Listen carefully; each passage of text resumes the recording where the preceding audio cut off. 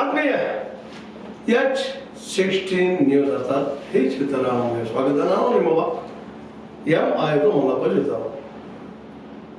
ಹೆಣ್ಣಿಗಾಗಿ ಸತ್ತವರು ಕೋಟಿ ಜನ, ಮಣ್ಣಿಗಾಗಿ ಸತ್ತವರು ಕೋಟಿ ಜನ, ಹೊನ್ನೆಗಾಗಿ ಸತ್ತವರು ಕೋಟಿ ಜನ, ನಿನಗಾಗಿ ಸತ್ತವರು ನಾ ಕಾಣೆಗೋಯಿಸುವ ಅದನ್ನು ಪ್ರಭು ವಚನ ನೆನಪಿಸಿಕೊಂಡಾಗ ಆವತ್ತಿನ ಮಾನ ಇವತ್ತಿಗೆ 800-900 ವರ್ಷದಿಂದ ಹೇಳಿದ್ರೆ ಅದು ಇವತ್ತಿಗೂ ಸತ್ಯದಲ್ಲಪ್ಪ ಅಂತ ಒಂದಿಷ್ಟೇನೋ ಅಲ್ಲಿ ಇಲ್ಲಿ ನಾವು ರೆಕ್ಟಿಫೈ ಮಾಡ್ಬೋದೇನೋ ಮತ್ತೇನೂ ಇಲ್ಲ. ಇನ್ನು ನೋಡ್ರಿ, ಆಸ್ತಿಗಾಗಿ ಪ್ರೀತಿಸಿದ ಗಂಡನ ಕೊಲೆ ಮಾಡುವಂಥದ್ದು, ಅದು ಒಬ್ಬ IGDIG ಆಗಿ ರಿಟೈರ್ ಆದಂಥ ಅತ್ಯುನ್ನತ ವ್ಯಕ್ತಿ. ಅವ್ರ ಬಗ್ಗೆ ಅವ್ರು ಸಹ ಕೆಲಸಗಾರರು, ವರ್ಕರ್ಸು, ಅವ್ರ ಜೂನಿಯರ್ಸು, ಅವರು ಹಿರಿಯರು ಎಲ್ಲರಿಗೆ ಭಾಳ ಒಳ್ಳೆಯ ಮನುಷ್ಯರು. ಓಂ ಪ್ರಕಾಶ್ ಅಂತ ಮನುಷ್ಯ ನಮ್ಮ ಸಿಗಲಿಕ್ಕೆ ಸಾಧ್ಯ ಇಲ್ಲ ಅನ್ನುವಂಥದ್ದು ನಾವಿವತ್ತು ಕೇಳ್ತಾ ಇದ್ದೀವಿ. ಅದು ಹೆಂಡತಿ ಕಣ್ಣಲ್ಲಿ ಮಾತ್ರ, ಹೆಂಡತಿ ಪಲ್ಲವಿಯವರ ಕಣ್ಣಲ್ಲಿ ಮಾತ್ರ ಅವರೊಬ್ಬ ಕ್ರೂರಿ, ಮಾಂಸ ರಾಕ್ಷಸ, ಬಂಧುಗಿಳಿದು ಅಂಜಿಸುವ, ರಾತ್ರಿ ಮಲಗಿ ಉಳದ ಏನೇನೋ ಆರೋಪಗಳು, ಅತ್ಯಂತ ಕ್ರೂರವಾದ ಆರೋಪ. ಅದೇ ರೀತಿಯ ಕ್ರೂರವಾದ ಕಗ್ಗೊಲೆಯಿಂದ ಹೋಗ್ಬಿಟ್ಟದ. ಅದು ಹೆಂಡತಿಯಿಂದ ಮಗಳ ಪಾತ್ರ ಗೊತ್ತಾಗಿಲ್ಲ.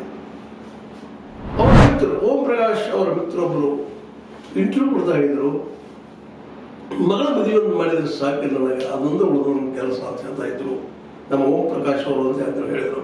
ಅದು ಮಗಳ ಇವತ್ತ ಅಪ್ಪನನ್ನ ಕೊಡೋದಕ್ಕೆ ಸಹಕಾರಿ ಅಲ್ಲ. ಅಪ್ಪ ಅವ್ರ ತಂಗಿ ಮನೆಗೆ ಹೋದಾಗ ಫೋನ್ ಹಚ್ಚಿ ಕರೆಸಿಕೊಳ್ಳು, ಅದು ಹೋಗಿ ಕರ್ಕೊಂಡು ಬಂದಂತ ಮಗಳು ಕೃತಿ ಈ ಕೃತ್ಯಕ್ಕೆ ಕಾರಣರಲ್ಲ. ಇನ್ನು ತರಕೆ ನಡೀತಾ ಇದೆ ಆ ಮಾತ್ರ. ಇದೆಲ್ಲ ನೆನೆಸ್ಕೊಂಡಾಗ ಯಾರಿಗಾದ್ರೂ ಗಾಬರಿ ಆಗ್ತದೆ. ಯಾಕಪ್ಪ, ಯಾರು ಸೊಲಾಗಪ್ಪ ಎಲ್ಲ ಆಸ್ತಿ ಮಾಡೋದು. ಈಗ ಹೋಗಿದ್ರ ಸಾಕಷ್ಟು ಆಸ್ತಿ ಮಾಡಿದ್ರು, ತಪ್ಪು ಸಣ್ಣ ಗೊತ್ತಿಲ್ಲ ನನಗೆ. ಒಬ್ಬ ಅಧಿಕಾರಿ ಇಷ್ಟು ಆಸ್ತಿ ಗಳಿಸೋಕೆ ಸಾಧ್ಯ ಇಲ್ಲ. ಅನ್ಯಾಯ ದುಡ್ಡು ಅದರಲ್ಲಿ ಸಂಶಯ ಇಲ್ಲ. ಭ್ರಷ್ಟಾಚಾರ ದುಡ್ಡು ಅನ್ನೋದು ಎರಡು ಮಾತಿಲ್ಲ. ಯಾಕಂದ್ರೆ ಎಲ್ಲ ಕಡೆ ಭೂಮಿ, ಎಲ್ಲಿ ಯಾವ ಜಿಲ್ಲೆಗೆ ಹೋದ್ರೆ ಎಲ್ಲ ಕಡೆ ಭೂಮಿ ಹೇಳ್ಬೋದು. ಅವರು ಸಹ ವರ್ಕರ್ಸ್ ಹೇಳ್ಬೋದು, ಇಲ್ಲ ರೀ ಇದು ಭ್ರಷ್ಟರಾಗಿಲ್ಲ, ಆಗಿಲ್ಲ ಅನ್ನೋ ಸಹಿತ ಅವ್ರು ಹೇಳೋದು ಧೈರ್ಯ ಇರಲಿಲ್ಲ. ಆ ಮಾತೆಲ್ಲ ಇಂಟರ್ವ್ಯೂ ನೋಡಿದಾಗ ಎಷ್ಟು ಆಸ್ತಿ ಗಳಿಸೋದು ಅಂತ. ಈಗ ಏನು ಆಸ್ತಿ ಬಂತು ಅವ್ರಿಗೆ, ಸ್ವತಃ ಅವನು ಹೇಳ್ತೀನಿ ಅವ್ನು ಕೊಲೆಗಾಗ್ತಿದ್ದಾಗ ಇದಕ್ಕೆ ಹೋಗ್ತಾನಂತ ಬಸವಣ್ಣ ಮಕ್ಕಳು ಹೇಳ್ತಾರ, ನೀವು ಕೇಳಿದ್ರಿ, ನಾವು ಓದಿದ್ವಿ. ಹೊಲ ಅಲ್ಲ ಎದ್ದ ಮೇಲೆ ಶುರು ಮಾಡಿದ್ರೆ, ಅದು ಬೇರೆಯೇ ಹೊಲವನ್ನು ಮೇಲೆ ಶುರು ಮಾಡಿದ್ರೆ, ತಾಯಿಯ ಮೊಲ ಹಾಲು ವಿಷವಾದ, ಹೆಂಡತಿ ಗಂಡನ್ನು ಕೊಲ್ಲುವಂಗಾದ್ರೆ ಏನಿದಿಲ್ಲ. ಯಾರಿಗೆ ದೂರು, ಯಾರಿಗೆ ಹೇಳೋದು, ಯಾವ ಕೋರ್ಟಿಗೆ ಹೋಗೋದು, ಯಾವ ಸುಪ್ರೀಂ ಕೋರ್ಟಿಗೆ ಹೋಗೋದು, ಎಲ್ಲಿ ನ್ಯಾಯ ಸಿಗ್ತದೆ. ಸತ್ತೋಗ್ಬಿಟ್ರಿ ಅವರು. ನ್ಯಾಯ ಸಿಕ್ಕರು ಅವ್ರಿಗೆ ಏನು ಗೊತ್ತಾಗುವಾಗಿಲ್ಲ. ನಾನು ಗೌರ್ಮೆಂಟ್ ಭಾಳ ಕಾಡ್ತದಿಂದ ನೋಡಿದ ಘಟನೆಗಳು ನಡೀತಾನೆ ಇರ್ತಾವ.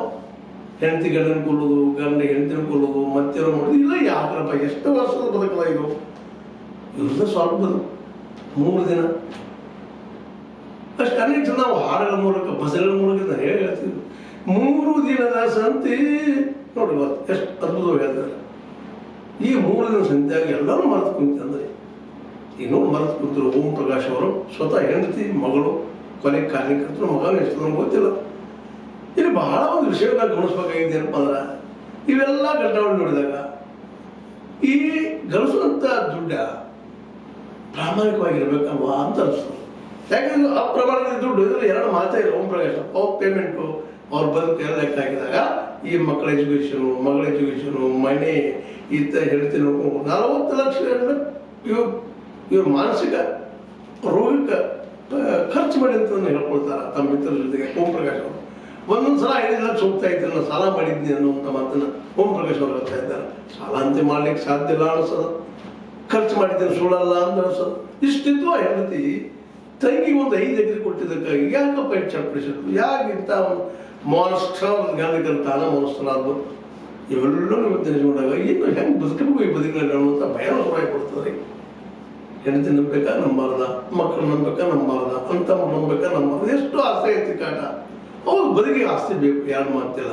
ದುಡ್ಡು ಬದುಕಿಗೆ ಬೇಕು, ಅದು ದುಡ್ಡೆಲ್ಲ ಬದುಕಲ್ಲ ಅನ್ನೋದನ್ನ ಯಾಕೆ ತಿಳ್ಕೊಡ್ತಾ ಇಲ್ಲ.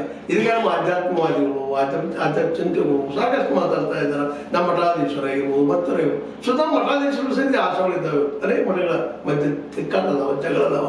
ನಾವು ಸ್ವಾಮಿ ಆಗಬೇಕು, ನೀನು ಸ್ವಾಮಿ ಆಗಬೇಕು. ಒಂದು ಮಠಕ್ಕೆ 70-80 ಲಕ್ಷಗಳ ಗಂಟೆ ಕೊಟ್ಟು ದೊಡ್ಡ ಮಠಕ್ಕೆ ಸ್ವಾಮಿ ಆಗಕ್ಕೆ ಪ್ರಯತ್ನ ಮಾಡೋದು, ಇವೆಲ್ಲ ನಾವು ಸೂಕ್ಷ್ಮವಾಗಿ ಗಮನಿಸಿದಾಗ ಇದಿಷ್ಟು ಸ್ವಲ್ಪ ಜೀವನಕ್ಕೆ ಇಷ್ಟೊಂದು ತೊಂದರೆನ ಅಂತಾರೆ. ಇಷ್ಟೊಂದು ಕಷ್ಟನ ಇಷ್ಟೊಂದು ಮಾಡಬೇಕು ಇದೆಲ್ಲ ಅಂತ ನೋಡಿ. ಓಂ ಪ್ರಕಾಶ್ ಅವರಿಗೆ ಸ್ವತಃ ಅವ್ರು ಗಳಿಸಿದ ಆಸ್ತಿ ಅವ್ರಿಗೆ ವೈರಿ ಆಯಿತು. ಸ್ವತಃ ಪ್ರೀತಿಸಿ ಮದುವೆ ಅಂತ ಹೇಳ್ತಿ ಅವ್ರಿಗೆ ವೈರಿ ಆದರು. ಪ್ರೀತಿಯಿಂದ ಬೆಳೆಸಿದ ಮಗಳು ವೈರಿ ಆದ. ಮಗ ನಿರ್ಲಿಪ್ತನಾಗಿ ಓದ್ಬಿಟ್ಟ. ಯಾರಿಗಾಗಿ ಇದೆಲ್ಲ ಬದುಕೋ, to whom for this life ಅಂತೇಳಿ ಭಾಳಷ್ಟು ಸಲ ಮನಸ್ಸು ನೋವು ಆಗ್ತಿದೆಯಲ್ಲ. ಇವನ್ನ ಅಭ್ಯಾಸ ಮಾಡಿದಾಗ ಆ ನ್ಯೂಸ್ಗಳು ಬರೋದು ನೋಡಿದಾಗ ಸ್ವತಃ ತಂಗಿ ಒಂದಿಷ್ಟೇನೋ ಆಸ್ತಿ ಮಾಡಿದ್ದಾರೆ, ಪಾಪ ಏನೂ ಇಲ್ಲ ಅಂತ ಇರ್ಬೋದು. ಒಳ್ಳೆಯ ಕೆಟ್ಟ ನೋಡಿ ಎರಡು ಇರ್ತಾವೆ ಮನುಷ್ಯನಲ್ಲ. ಮನುಷ್ಯ ಪರಮಾತ್ಮ ಅಲ್ಲ, ಎಲ್ಲ ಒಳಗೆ ಇರುವಂಥವು. ಪರಮಾತ್ಮ ಅಂತ ಇಲ್ಲಿವರೆ ಗೊತ್ತೂ ಇಲ್ಲ, ನೋಡೂ ಇಲ್ಲ, ಸಿಕ್ಕೂ ಇಲ್ಲ, ಸಿಗುದೂ ಇಲ್ಲ. ಈ ವ್ಯಕ್ತಿಯನ್ನು ನೋಡಿದಾಗ ಒಳ್ಳೆ ಕೆಟ್ಟ ಎರಡೂ ಇದ್ದಾವೆ, ಇಲ್ಲ ಅಂತಲ್ಲ. ಆಸ್ತಿ ಮಾಡಿದ್ದಾರೆ, ಸಾಕಷ್ಟು ಮಾಡಿದ್ದಾರೆ, ಏನೆಲ್ಲ ಮಾಡಿದ್ದಾರೆ, ಮಾಡಿ ಸ್ವಲ್ಪ ತಂಗಿ ಕೊಟ್ಟಿದ್ದಾರೆ, ಪ್ರೀತಿ ತಂಗಿ ಜೊತೆಗೆ ಬೆಳೆದಂಥವಳು. ಇಲ್ಲ ಅವಳು ಬದುಕು ಏನು ಟೀಚರ್ ಇದ್ದಂಥವ್ರು, ಅವ್ರು ಒಳ್ಳೆಯವ್ರು ಆಗಲಿ ಬದುಕು ಏನೂ ಇಲ್ಲ ಅವರು ಮಾಡಿದ್ದಾರೆ. ಅದನ್ನು ದೊಡ್ಡ ಇಶ್ಯೂ ಮಾಡುವಷ್ಟು ಸಣ್ಣ ಮನಸ್ಸತ್ತ ಪಲ್ಲವಿ ಅವ್ರದ್ದು, ಅವ್ರ ಮಿಸ್ಸಸ್ ಅವ್ರದ್ದು. ಹೌದು, ಒಬ್ಬ ಇನ್ನೊಬ್ಬರು ಹೆಣ್ಮಕ್ಳ ಸಂಪರ್ಕ ಇದ್ದಾಗ ಮತ್ತೆ ಇದ್ದಾಗ ಅವು ಸಹಜ. ಹೌದಪ್ಪ, ನಾವು ಸೌತಿ ಮಾತ್ಸರ್ಯ ಅಂತ ಹೇಳೋದು ಪಾಪ. ಅವ್ರು ಕೊಟ್ಟಿದ್ದಕ್ಕೆ ತಾವು ಪಡ್ಕೊಂಡ್ರೆ ಇವರು ಗಂಡಗ ಪ್ರತಿಯೊಂದು ಬಂದು ಬಿಡ್ತಿದ್ರು ಅನ್ನುವಂಥ ಮಾತು ಹೇಳ್ತಾರೆ. ತಾನು ಚಾಕು ಚುಚ್ಚಿ ಚುಚ್ಚಿ ಚುಚ್ಚಿ ಚುಚ್ಚಿ ಮತ್ತು ಕೇಗೆ ಹೇಗೆ ನೆಕ್ಕರು ಅಂತ ರಿಪೋರ್ಟ್ಸ್ ಬರ್ತಾ ಇದ್ದಾವ. ಇದನ್ನೆಲ್ಲ ನೆನೆಸ್ಕೊಂಡಾಗ ಯಾರಿಗಾಗಿ ಬದುಕು ಅಂತೇಳಿ, ಯಾರಿಗಾಗಿ ಬದುಕುದು ಅಂತೇಳಿ ಅದಕ್ಕಾಗಿ ಮಾತಾಡ್ಕೊಂಡು ಹೇಳ್ತಾ ಇದ್ದಾರಪ್ಪ. ಇಲ್ಲ, ಇದೆಲ್ಲ ಬದುಕಿಲ್ಲ, ಇದು ಶೂನ್ಯ, ಇದೇನು ಇಲ್ಲ. ನಾಳೆ ಹೋಗಿ ಮುಂದೆ ಯಾರು ಅಪ್ಪ ಬರೋದಿಲ್ಲ, ಅವ್ವ ಬರೋದಿಲ್ಲ, ಮಗ ಬರೋದಿಲ್ಲ, ಮಗಳು ಬರೋದಿಲ್ಲ, ಮಗಳು ಬೈತಿರ್ತಾರೆ. ಹಂಗೆ ಇವತ್ತು ಅವನ ಹೆಂಡತಿ ಅವ್ರ ಮೇಲೆ ಕಳಿಸ್ಬಿಟ್ಲು ಅನ್ನುವಂಥ ವರದಿಗಳು ಮತ್ತು ಅವ್ರ ತನಿಖೆ ನಡೀತಾ ಇದೆ. ಅಷ್ಟೇ ಅಲ್ಲ, ಕಾರ್ತಿಕೇಶ್ ಅಂತ ಅವ್ರ ಪುತ್ರ ಹೇಳ್ತಾ ಇದ್ದಾರೆ, ಪೊಲೀಸರ ಮೇಲೆ ನಂಬಿಕೆ ಇದೆ, ನ್ಯಾಯ ಸಿಗುವ ಭರವಸೆ ಇದ್ದು ಈ ಪ್ರಕರಣದ ಕುರಿತು ಹೆಚ್ಚಿನ ವಿಚಾರಗಳನ್ನು ಚರ್ಚಿಸುವುದಿಲ್ಲ ಕೊಟ್ಟಿದ್ದಾರೆ ದೊಡ್ಡವರಾಗ. ಏನಂದ್ರೆ ಗುರುತಾದ್ರು ಏನೋ ಒಪ್ಕೊಂಡಿದ್ದಾರೆ, ಅವರು ತಾಯಿನ ಒಪ್ಕೊಂಡಿದ್ದಾರೆ. ನಾನೇ ಚುಚ್ಚಿ ಚುಚ್ಚಿ ಒಂದಿನ ಮಾಸ್ಟರ್ ಇದ್ದ, ಕಾಡ್ತಿದ್ದ, ಪಾಡ್ತಿದ್ದ ಅಂತೇಳಿ. ಇನ್ನೇನದ ಅವ್ರಿಗೆ ಏನು ಶಿಕ್ಷೆ ಕೊಟ್ಟರೆ ಏನಾಗೋದು? ಅವರನ್ನು ಸುಖ ಪಡ್ತಾ ಇದ್ದಾರೆ. ಇವತ್ತ ಗಂಡನ್ಕೊಂದು ಒಂದು 5 ಎಕರೆ ಜಮೀನಿಗೂ ಮತ್ತೆ ಅದಕ್ಕೊಬ್ಬ ತಂಗಿ, ಆ ತಂಗಿ ಮೆಣಸಿಟ್ಟು ಮತ್ತೆ ಅವ್ರ ಕಾರಣಕ್ಕೂ ಇನ್ಯಾವುದೋ ಕಾರಣ ಗೊತ್ತಿಲ್ಲ, ಇನ್ನೂ ಇರೋದು ಕಾರಣಗಳು ಅವ್ರದ್ದು ಇವತ್ತು ಎಲ್ಲ ಹೇಳ್ತಾ ಇದ್ದಾರೆ. ಎಲ್ಲ ನಂಬುವಂಥವು ಇಲ್ಲ. ಯಾಕಂದ್ರೆ ತಮ್ಮನ್ನ ಉಳಿಸುವ ಸಲುವಾಗಿ ಇವತ್ತ ಸಾಕಷ್ಟು ಪ್ರಯತ್ನ ಮಾಡ್ತಾ ಇದ್ದಾರೆ, ಕನ್ಫರ್ಮ್ ಆಗ್ತಾ ಇದೆ. ಇವ್ರು ಕೊಲೆ ಮಾಡೋದಕ್ಕಾಗಿ ಸಿದ್ಧ ಗೂಗಲ್ದಲ್ಲಿ ಇಳಿಸಿ ಡೌನ್ಲೋಡ್ ಮಾಡಿ ಅನೇಕ ವಿಷಯಗಳು ತಿಳ್ಕೊಳ್ತಾ ಇದ್ರು, ವರದಿಗಳು ಬರ್ತಾ ಇದ್ದಾವೆ. 1 2 ಅಂದಾಗ ಯಾರು ಮನುಷ್ಯರು? ಇದಿರೋದು ಮಾನ್ಸ್ಟರ್ ಒಂದು ಆಸ್ತಿ, ಅತಿ ಆಸೆ, ದುರಾಸೆ. ನಮ್ಮ ಬುದ್ಧ ಹೇಳಿದಂಗೆ ಆಸೆ ದುಃಖಕ್ಕೆ ಮೂಲ, ಆದರೆ ದುರಾಸೆ ದುರಂತಕ್ಕೆ ಮೂಲ. ಈ ದುರಂತ ಇವತ್ತು ಯಾರಿಗೂ ಬರಬಾರ್ದು ನಾವು ಹೇಳ್ಕೊಳ್ತೀವಿ, ಆದ್ರೂ ನಾವು ಬಿಡ್ತಾ ಇಲ್ಲ.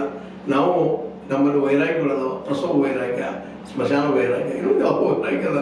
ಈ 3 ಸಮಯದಲ್ಲಿ ಅಲ್ಲಪ್ಪ ಎಲ್ಲ ಏನೂ ಉಪ್ಪಿಲ್ಲ, ಯಾರು ಹೇಳ್ತೀವಿ. ಸ್ಮಶಾನದ ಹೊರಗೆ ಬಂದ ತಕ್ಷಣ ಅಡಿಗೆ ಮಾಡಿದ್ರು ಕೊಟ್ಟು ಕೊಡ್ತಾ ಇದ್ರು ಅಂತ ಹೇಳ್ತೀವಿ. ತಾಯಿ ಪ್ರಸವ ವೇದನೆ ಅನುಭವಿಸಿ ನಮ್ಮ ಮಕ್ಕಳು ಬೇಡಪ್ಪ ಅಂತ ಹೇಳಿದಾಗ ಮಗು ಬಂದಲ್ಲ, ನನ್ನಂಗಾಯ್ತು, ನಮ್ಮವ್ರಂಗಾಯ್ತು ಅಂತ ಕೇಳೋಂಥ ತಯಾರಿ. ಇವೆಲ್ಲ ನೆನಪಿಸ್ಕೊಳ್ತಾ ಬಂದು ಹೋದಾಗ ಬದುಕು ಏನಪ್ಪ ಆಯಿತು ಅಂತ ಆಶ್ಚರ್ಯ. ಅದಿನಲ್ಲಿ ಓಂ ಪ್ರಕಾಶ್ ಪತ್ನಿ ಬಂಧನಾಗ್ಯದ, ಅವರ ಒಪ್ಕೊಂಡಿದ್ದಾರೆ. ಮತ್ತು ಸಾಕ್ಷಿಗಳು ಅವರ ಕನ್ನ ಖಾರ ಪುಡಿ ಹೋಗದ ಕೊಲೆ ಮಾಡಿದಾರಪ್ಪ ಇವರು ಹೋದ. ಹೀಗಾಗಿ ಅವರು ಹೇಳ್ಕೊಂಡಿದ್ದಾರೆ. ಅವ್ರೇನು ಮಾನಸಿಕವಾಗಿ ಏನಿದ್ದಾರೋ ಅಬದ್ಧರಿದ್ದಾರೋ ಬಿಟ್ಟಿದ್ದಾರೋ ಮಾತು ಬೇರೆ. ಇದಕ್ಕೆಲ್ಲ ಮೂಲ ಏನಪ್ಪ ಅಂದ್ರೆ ಆಸ್ತಿ ಹಣದ ಮೇಲೆ ದುರಾಸೆ, ಅದು ಮನುಷ್ಯನ ಮೇಲೆ ಇಫೆಕ್ಟ್ ಆಗಿ ಎಲ್ಲ ನನಗೆ ಇರಲಿಲ್ಲ. ಯಾರು ನಾನು ತೊಗೊಂಡು ಹೋಗ್ತಾರೆ. ಈಗ ಓಂ ಪ್ರಕಾಶ್ ಅವರು ಇಷ್ಟೆಲ್ಲ ಆಸ್ತಿ ಮಾಡಿದರು, ಅವ್ರ ಆಸ್ತಿ ಮೇಲೆ ಇವರೆಲ್ಲ ಜಗಳಾಡ್ತಾ ಇದ್ದಾರೆ. ತೊಗೊಂಡು ಹೋದ್ರ ಅವರಿಗೆ ಎಲ್ಲೋ ಸುಡ್ತಾರೋ, ಎಲ್ಲೋ ಏನೋ ಮಾಡ್ತಾರೋ ಲೈಫ್. ಇಷ್ಟು ಲೈಫ್ಗಾಗಿ ಇಷ್ಟೆಲ್ಲ ಕೊಲೆ ಕಗ್ಗೊಲೆ ಬೇಕಾ? ನಾವು ವಿಚಾರ ಮಾಡುವಂಥ ಓಂ ಪ್ರಕಾಶ. ಇವತ್ತು ಓಂ ಪ್ರಕಾಶ ನಾಳೆ ನಾವು ಹೆಣ್ಣು ಮಾಡಬೇಕಾಗ್ತದೆ, ಎಲ್ಲ ಆಗ್ತದೆ. ಯಾರು ತಪ್ಪು ಒಪ್ಪದಪ್ಪ. ಅತಿ ಆಸೆ, ಅತಿ ಒಂದು ಅತಿ ಅದು ಇವತ್ತು ಈ ಎಲ್ಲ ಅತಿಗೆ ಮಾನಸಿಕ ರೋಗಕ್ಕೆ ಮತ್ತೊಂದು ಕಾರಣ. ಮಾನ್ಸ್ಟರ್ ನನ್ನ ಗಂಡ ಅಂತ ಹೇಳ್ತಾರ ಮಾನ್ಸ್ಟರ್ ಅಂತ. ಪತ್ನಿ ಪಲ್ಲವಿ ಜೈಲಲ್ಲಿ, ಸುಖ ಅನ್ನೋರ್ಯಾರು ನಿಮ್ಗೆ ಮಗ ಮಾತ್ರ ನಿರ್ಲಿಪ್ತ ಹೋಗಿದ್ದಾರೆ. ನನಗೇನಿಲ್ಲಪ್ಪ, ನಮ್ಮ ಹೆಂಡತಿ ಆರಾಮಿರ್ಬೋದು, ಇನ್ನು ಉಳಿದ ಆಸ್ತಿ ಹೇಳಿದ ಅವರು ಕಳ್ಸ್ಕೊಳ್ತಾ ಇರ್ಬೋದು, ಏನೇನೋ ಗೊತ್ತಿಲ್ಲ. ಇದೆಲ್ಲ ನೋಡಿದಾಗ ಅನಿಸ್ತದೆ. ಯಾಕಂದ್ರೆ ಈ ವಿಷಯ ಎಲ್ಲ ಗೊತ್ತಿದ್ದು ಮಗ ಮೌನವಾಗಿದ್ದಾನೆ ಅಂದ್ರೆ ಮಗ್ಗಿದ್ದೆಲ್ಲ ಏನು ಬೇಕಾಗಿಲ್ಲ, ಬಂದಾಗ ಅಷ್ಟೆಲ್ಲ ನಮ್ಮ ಅಪ್ಪ ಮಾಡಿದ್ದಾರೆ, ಸಾಕು ಅಂತ ಮನೋಮತ್ತಿರ್ಬೋದು. ಏನೋ ಓಂ ಪ್ರಕಾಶ್ ಅವರು ಎದ್ದು ಹೋಗಿದ್ದಾರೆ. ಅದು ಮ್ಯಾಲ್ ಕಳಿಸಿದಾಳ ಅವ್ರ ಪತ್ನಿ ಅಂತ ಹೇಳ್ತಾ ಇದು ಆ ಕೊಲೆ ಸುತ್ತಮುತ್ತಲಿನ ಚರ್ಚೆ ಈಗ ನಡೀತಾ ಇರುವಂಥದ್ದು. ಪ್ರೆಸೆಂಟ್ ನಿಮ್ಮ ಜೊತೆ ಚರ್ಚಿಸ್ಬೇಕು ಅನಿಸ್ತು. ಜೊತೆಗೆ ನೀವು ಎಚ್ಚರಿರಿ, ಪ್ರೀತಿಸ್ರಿ, ಅದರ ಅತಿ ಆಸ್ತಿ ಗಳಿಸಿ ಆಸ್ತಿಗೆ ಜಗಾಡುವಂಥ ಪರಿಸ್ಥಿತಿ ತಗೋಬೇಡ್ರಿ ಅಂತ ಹೇಳ್ತಾ. ಹಂಗಂದ್ರೆ ಏನಿದ್ದ ಹೋಗ್ಬೇಡ್ರಿ, ಅದು ಮಾತಾಡ್ತಾರೆ ಅನಿಸಿದ್ರು. ಮತ್ತೆ ಲೈಕ್ ಮಾಡಿ, ಶೇರ್ ಮಾಡಿ, ಕಾಮೆಂಟ್ ಮಾಡಿ. ಜೊತೆಗೆ ಸಬ್ಸ್ಕ್ರೈಬ್ ಆಗೋದು ನಿಲ್ಲಿಸಕ್ಕೆ ಹೋಗ್ಬೇಡ್ರಿ. S60 ನ್ಯೂಸ್ ಅಂತ ಸೀತಾರಾಮದು ಸತ್ಯದ ಕೈಗೊಂಡು ಹೋದ ನೀವು.